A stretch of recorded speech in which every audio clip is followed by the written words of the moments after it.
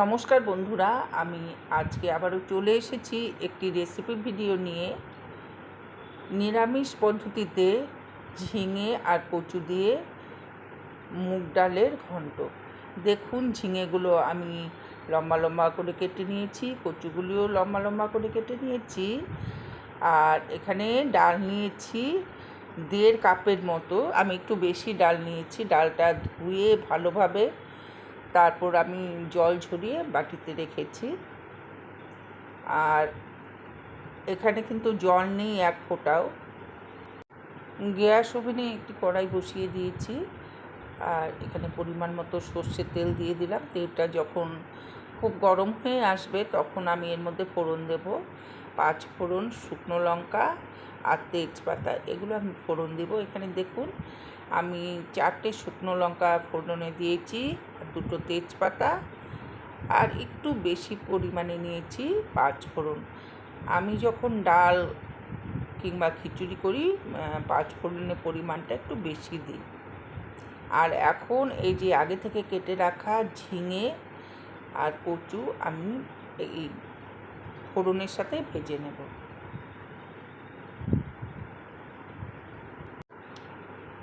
Minute 3 ভালোভাবে ভেজে তারপর এখানে আমি যে আগে থাকতে জল ঝরিয়ে রেখেছিলাম মুগের ডাল, সেই ডালটা আমি এখন এর সাথে দিয়ে একটু ভেজে নেব।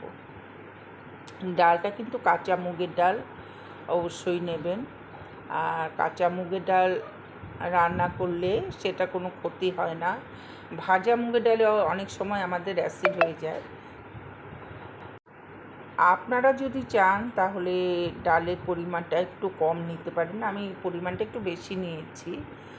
আর এখন এর মধ্যে দিয়ে দিলাম 1/2 টেবিল স্পুন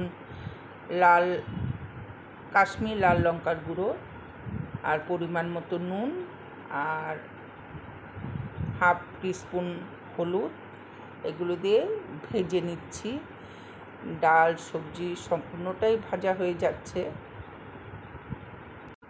এখন আমি 5 মিনিটের জন্য ঢেকে রাখবো, আর গ্যাসের ফ্লেমটা মিডিয়াম টু লোতে রাখবো।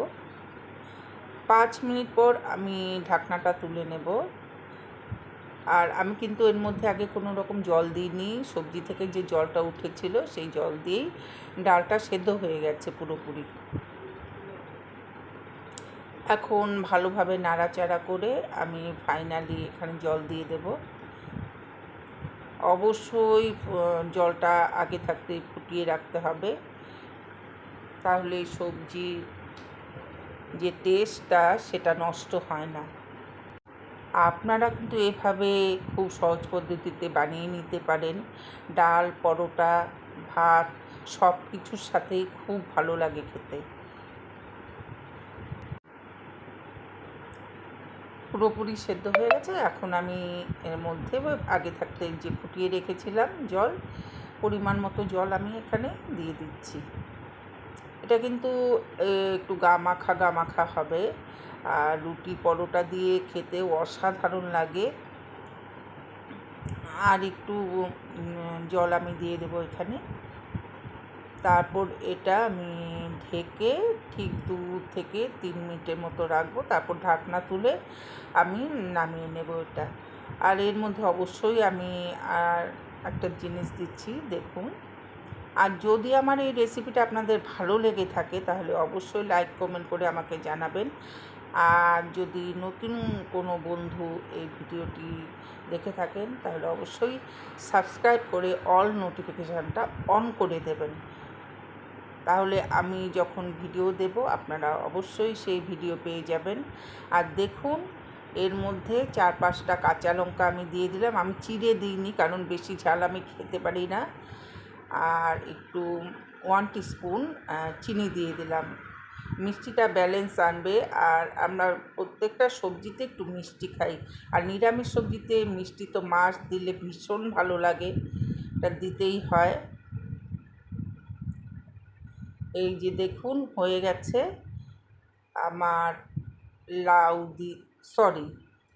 ঝিঙে দিয়ে কচু দিয়ে মুগের ডাল ঘন্ট। আপনারাও বানিয়ে নিন। নিরামিষ পদ্ধতিতে এত সুন্দর একটি রেসিপি। কত সুন্দর লাগছে দেখতে, খেতেও কিন্তু দুর্দান্ত হয়েছিল। আর নামানোর আগে যে ঘি দিয়েছিলাম সেটা হয়তো বলিনি আপনাদের, অবশ্যই 1 টিস্পুন ঘি দেবেন যেহেতু এটা নিরামিষ। আর ফাইনালি আমি এটা নামিয়ে নিয়েছি। আর কেমন লাগলো কমেন্টস করে কিন্তু অবশ্যই জানাবেন। আর দেখা হবে পরবর্তী অন্য কোনো ভিডিওতে। আজকে এখানেই শেষ করছি। টাটা।